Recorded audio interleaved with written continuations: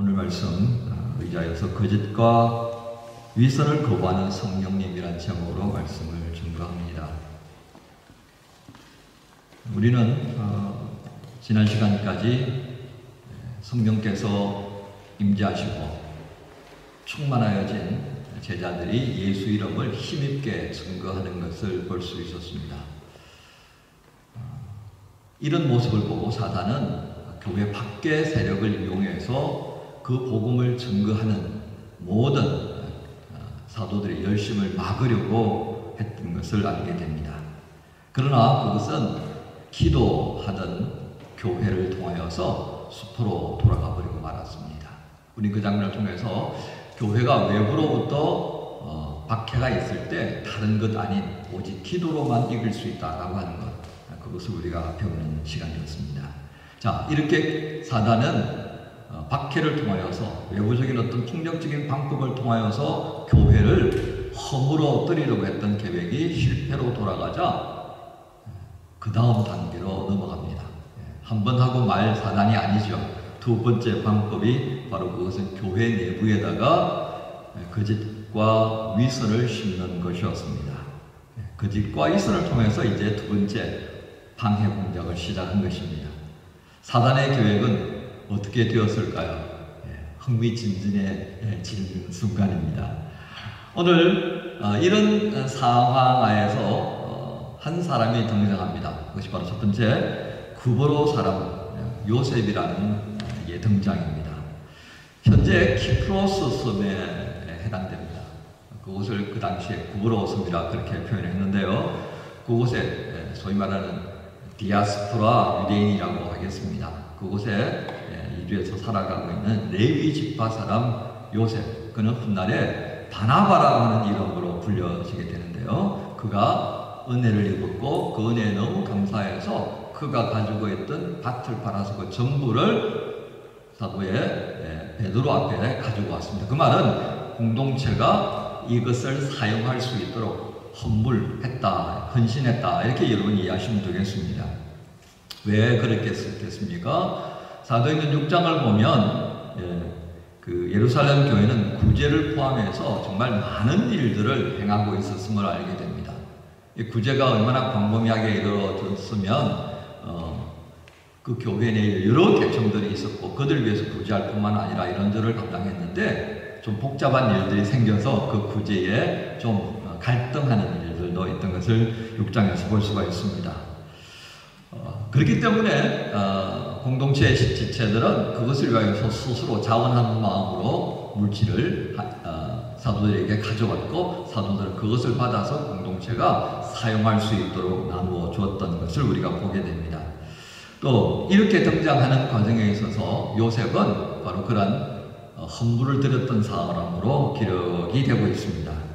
사도행전 11장에 보면 이 바나바라고 하는 사람이 교회로부터 얼마만큼 신뢰를 받았냐 하면 그는 안디옥이라고 하는 지역에 이 디아스포라 유대인들과 함께 이 오순절의 은혜를 받았던 사람들이 흩어지면서 그곳에 교회를 세웠다는 소식을 듣습니다. 그래서 그 교회를 누군가가 돌볼 사람이 필요했는데 바로 그때 예루살렘 교회는 이 바나바를 파송할 정도로 매우 신뢰한 사람이었다는 것입니다. 이런 내용들을 봐도 결국 요셉은 매우 헌신적인 사람이었고 또 예루살렘 공동체뿐만 아니라 지역의 많은 그리스도인들에게 아주 모범이 되어지는 그런 모습을 보여주었습니다.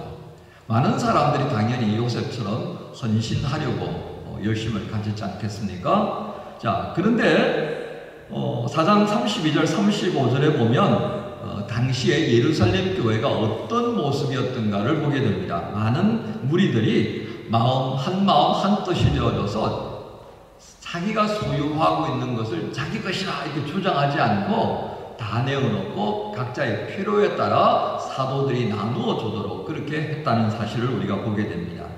자, 이러한 기록들을 보면서 당시의 초대교회의 분위기를 우리가 짐작할 수 있는데요. 바로 그 대표적인, 그 역할을 했던 대표적인 사람이 요셉이었다는 것입니다. 사단은 바로 이 요셉의 행동을 주목하기 시작합니다. 이제 두 번째 장면으로 넘어갑니다. 5장 1절부터 누가 등장하고 있습니까? 바로 그 요셉을 보면서 아나니아와 삽비라라고 하는 이 부부가 움직이기 시작합니다. 이 요셉이 교회로부터 인정받고 또 열심히 섬기는 것을 보고서 이 부부도 그 모습을 좀 부러워하는 그런 모습이 된 겁니다. 자, 바로 그것을 인하여서 이 부부도 함께 무언가를 하기로 결심을 합니다.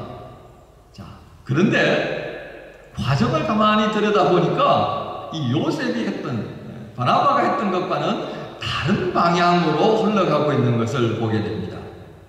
그들이 소유를 팔았지만 그 전부가 아닌 일부를 내어놓으면서 그것이 전부인 것처럼 했다는 것입니다.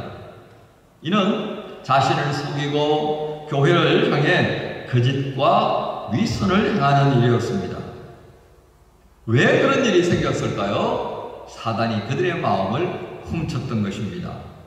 요셉은 진실한 마음으로 자신이 받았던 그 은혜에 감사하여서 드리는 헌신이었다면 이들 아나니아와 삽비라 부부는 마음으로 한 것이 아니라 그 모습만 보고 그저 비슷하게 행할 뿐이었습니다. 소위 말하는 요셉의 겉모습만 행했다라고 하겠습니다. 그들은 요셉처럼 하고 싶었지만 이미 그들의 마음은 요셉이 하나님께 드릴 때 그 온전한 마음은 담지 못했다는 것을 우리가 보게 되는 거죠. 그래서 그들의 헌신은 온전하지 못했습니다. 그럼에도 그들이 온전하게 드린 것처럼 거짓과 위선으로 포장했던 이유는 무엇이겠습니까? 사단이 그들의 마음을 뺏어버렸기 때문입니다. 사단은 이제 이들 부부로 인하여서 이 예루살렘 교회 안에 거짓과 위선이 뿌리 내릴 것이라고 하는 마음에 들떴습니다.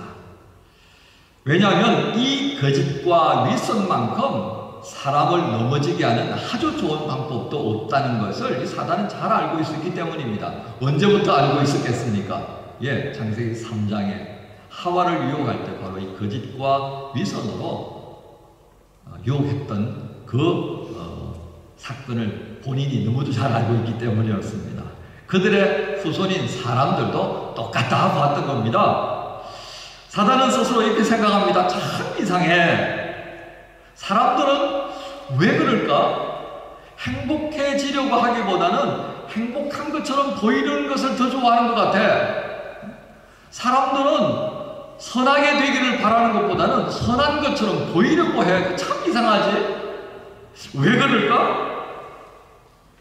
그렇게 사단은 냉소하며 이 아나니아와 삽비라에 의하여서 이제 예루살렘 교회가 어떻게 될까를 미루어 짐작하며 즐거워하는 하루를 보내고 있었습니다. 그는 그 다음에 어떤 일이 일어날는지 스스로 생각하기 싫은 바로 그 일이 일어날 것이라는 것을 전혀 알지 못했던 가 봅니다. 다시 세 번째 장면으로 넘어갑니다. 아나니아가 베드로 앞에서 행하는 모습을 가만히 보고 있던 이 베드로가 입을 열었습니다. 그가 입을 열면서 바라보던 아나니아를 향한 눈빛은 이전에 요셉이라고 하던 이 바나바가 자신의 것을 가지고 베드로 앞에 가져왔을 때 그것을 바라보던 눈빛과는 전혀 다른 눈빛을 느낄 수가 있었습니다. 베드로는 이렇게 말합니다. 아나니아야, 어찌하여 사탄이 내 마음에 가득하여 내가 성령을 속이고 땅값 얼마를 감추었느냐? 어찌하여 이 일을 마음에 두었느냐? 사람에게 거짓말하는 것이 아니요 하나님께로다. 아나니아는 깜짝 놀라고 말았습니다. 어떻게 알았을까? 그만 너무 놀란 나머지 그는 심장이 묻고 말았습니다. 10시간 정도 시간이 흘렀나요? 이 사실을 전혀 알지 못하는 그의 아내 삽비라가 들어옵니다. 베드로는 삽비를 향해 똑같이 묻습니다. 너희가 팔았던 밭의 값이 이것뿐이냐? 삽비라는 남편하고 약조했던 것이 있었기에 네! 라고 대답합니다. 이 말을 들은 베드로가 삽비를 향하여 이같이 말합니다. 너희가 어찌하여 함께 꾀하여 주의 영을 시험하려 하느냐. 꾸짖자 또한 삽비라도 충격을 받고 그의 혼이 떠나고 말았다고 성경은 기록합니다. 그리고 초대교회는 이 두 사람이 겪은 일을 보며 매우 두려워하게 되었다라고 누가는 기록을 합니다. 여러분, 초대교회 역사에서 이 일이 왜 그렇게 중요하게 다루어졌을까요? 예수께서 매우 엄하게 경계하라고 하셨던 말씀이 있습니다. 그것은 바로 교회가 거짓과 윗선으로 채워져서는 안 된다라고 하는 것을 말씀하신 것입니다. 왜 그렇습니까? 예수님께서 사역하시던 그 시절에 종교적인 지도자들, 정치자들이 바로 이 거짓과 윗선으로 이스라엘을 다 망가뜨리고 있었기 때문이었습니다. 그래서 예수께서는 마태복음 16장 그리고 마가복음 8장에서 바리새인과 사두개인과 헤롯의 누룩을 조심하라고 말씀하셨던 것입니다. 그것은 당시 이스라엘 전체를 가득 채웠던 이 거짓과 윗선을 대변해주는 바로 대명사였다 하겠습니다. 영국에 스펄전 목사님이 있습니다. 정말 우리 세계에 대단한 설교가셨습니다. 이 스펄전 목사님이 위선에 대해서 이런 말씀을 합니다. 위선적 신앙은 비 없는 구름 같고 물이라고는 한 방울도 없이 바짝 말라버린 개울과도 같다. 도움이 안 된다 그런 말이죠. 로마의 전방위적인 약탈과 위협 앞에 속수무책으로 당하던 이스라엘이었습니다. 그들에게 위로를 주고 용기를 주며 하나님을 향해 집중하도록 만들어야 했던 정치 지도자들, 종교 지도자들은 그렇게 하지 못했습니다. 오히려 그들은 이스라엘 백성들 어깨에다가 더 무거운 짐을 올려 놓았을 뿐입니다. 그리고 그들의 거짓과 위선은 급기야 메시아셨던 예수님을 십자가에 못 박아 죽이라고 외치는 주동자의 역할이 되고 말았습니다. 그런 거짓과 위선이 초대교회를 채워가려고 하는 것을 결코 묵과할 수 없었던 것입니다. 거짓과 위선이 지금은 교회를 망치려고 하는 사탄의 무기가 되어져서 지금 엄습하고 있는 것을 보았던 것입니다. 그것을 보게 된 베드로는 성령 충만하여 이를 경계하라고 하셨던 예수의 말씀을 떠올릴 수 있었을 것입니다. 그리고 엄하게 꾸짖었습니다. 너희가 어찌 함께 꾀하여 주의 영을 시험하느냐. 사람은 속에 있을지 몰라도 하나님의 영, 성령님은 결코 속일 수 없느니라 하는 꾸중이었습니다. 사탄은 성령께서 이 일에 관여하실 것이라는 것을 아마 추워도 생각하지 못한 듯 보입니다. 결국 사탄의 간교함은 어떻습니까? 사람은 속일 수 있을지언정 하나님의 영은 결코 속일 수 없었던 것입니다. 잠언 15장 3절의 말씀이 있습니다. 잠언 15장 3절에 보면 여호와의 눈은 어디서든지 악인과 선인을 감찰하시느니라 라고 하였습니다. 여호와의 눈은 우리가 저 깊은 지하에 내려간다 하더라도 저 높은 하늘에 거한다 하더라도 물속에 들어간다 하더라도 우리를 감찰하십니다. 데살로니가 전서 2장 4절을 같이 한번 읽어볼까요? 예, 우리 같이 한번 읽겠습니다. 시작. 오직 하나님께 옳게 여기심을 입어 복음을 위탁받았으니 우리가 이와 같이 말하면 사람을 기쁘게 하려 함이 아니요 오직 우리 마음을 감찰하시는 하나님을 기쁘시게 하려 함이라. 우리는 이 말씀에서 거짓과 위선이 왜 등장하는가를 보게 됩니다. 그것은 바로 사람 때문입니다. 우리가 어떤 존재입니까? 우리는 사람 앞에 서 있기 전에 하나님 앞에 서 있다라고 하는 것을 잊지 않아야 합니다. 우리가 사람 앞에 서 있다고만 생각할 때 무엇이 나타난다고요? 우리 속에 거짓과 위선으로 역사하는 사단의 강력한 유혹에 직면할 것입니다. 주께서 우리에게 말씀하시는 헌신은 어떤 것입니까? 마음으로 온전하게 하는 것이 되어야 하는 것입니다. 진실입니다. 초대교회는 성령의 충만함이 이렇게 표면적으로 나타날 때였었습니다. 성령은 거짓과 윗선으로 행하도록 부추기는 사탄의 교활함을 이렇게 강력한 방법으로 저지하셨습니다. 그것은 또한 우리 안에 스며들어오는 사탄의 계속되는 방해 공작들을 경계하라고 하신 말씀입니다. 예수께서 마태복음 6장 1절에서 이렇게 말씀하셨습니다. 우리 같이 읽겠습니다. 사람에게 보이려고 그들 앞에서 너희 의를 행하지 않도록 주의하라. 그리하지 않으면 하늘에 계신 너희 아버지께 상을 받지 못하느니라.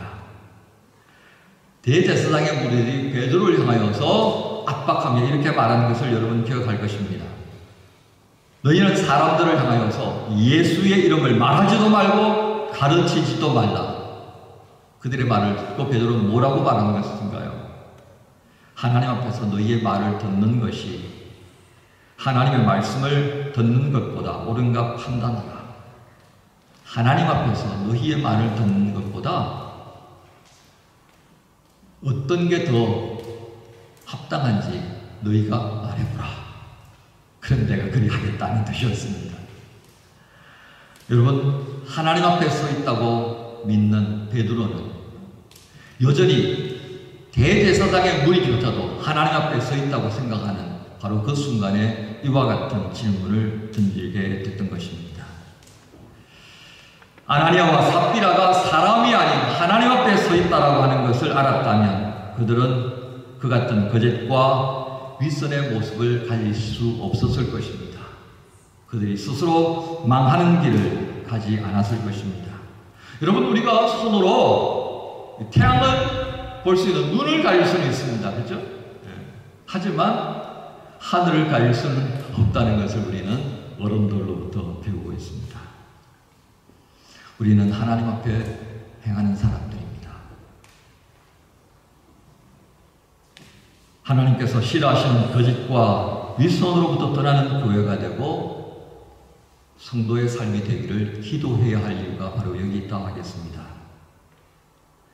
목사이기에, 집사이기에, 교회에 처음 나왔기에, 학생이기에 이런저런 이유로 우리는 가져다 붙일 수 있는 수많은 핑계를 대면서 거짓과 위선에 빠질 수 있습니다. 오늘 말씀에 등장하는 아나니아와 삽비라처럼 비단 물질에 관한 부분이겠습니까? 우리는 모든 영역에 있어서 이런저런 이유로 우리 안에 거짓과 위선을 가져다 붙이는 삶을 삽니다. 우리의 마음을 감찰하신 하나님께서 나의 모든 것들을 알고 계신다고 생각하면 어떻습니까? 마음이 따끔따끔해집니다. 오늘 설교하는 제 마음도 많이 뜨끔합니다.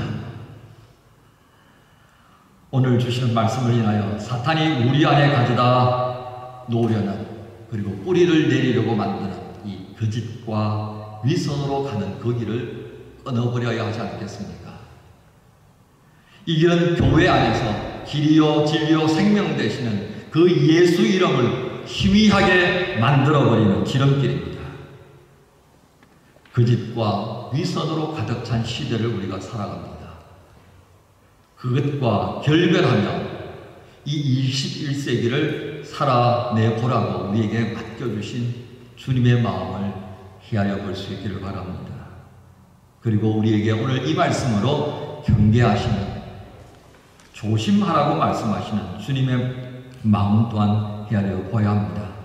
오늘 주시는 말씀에 아멘으로 응답하며 우리를 도우시는 우리의 연약함을 아시는 주님께서 항상 우리와 함께 하시며 우리를 도우시고 있음을 믿고 나아가십시다. 그리고 우리 이렇게 기도하십시다. 하나님, 우리의 신앙을 손이 증거하게 해주십시오. 하나님, 우리의 발이 증거하게 해주십시오. 하나님, 우리의 몸의 모든 것이 그렇게 우리의 신앙을 증거하게 해주십시오. 주일만이 아니라 월요일도 금요일도 그렇게 주님을 증거하며 살게 하옵소서. 이렇게 기도하며 이 한 주간을 시작하십시다. 주께서 우리를 우리를 도우실 줄로 믿습니다. 살아계셔서 우리와 함께 하시는 하나님 아버지, 거짓과 위선을 거절하시는 성령님을 우리에게 보여주셨습니다. 오랜 시간 흘러오는 가운데에 우리 안에 뿌리를 내리고 싹을 내고 꽃을 피우려고 하는 거짓과 위선이 더 이상 발붙이지 않기를 원하시는 주의 마음을 알게 하셨습니다.